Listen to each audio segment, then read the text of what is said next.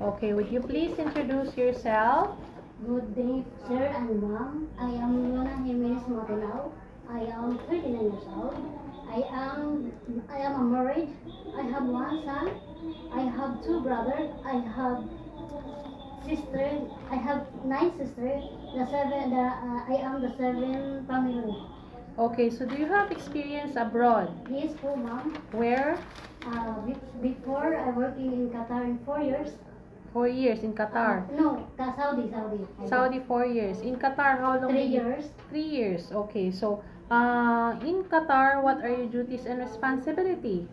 My duty is especially caring the kids, Mm-mm. washing, ironing, cooking, etc. Okay, how many are they in the family? Only 4 family, 2 kids, Okay, two so boys. how many helper? One only? Only one. Only one. So, what do you prefer to take care, newborn or children?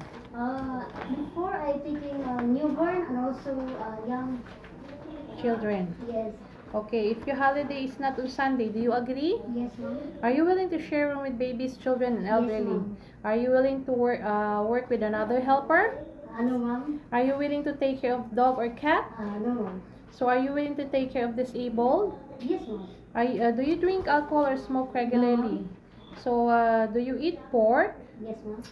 So, do you have tattoo? No, ma'am.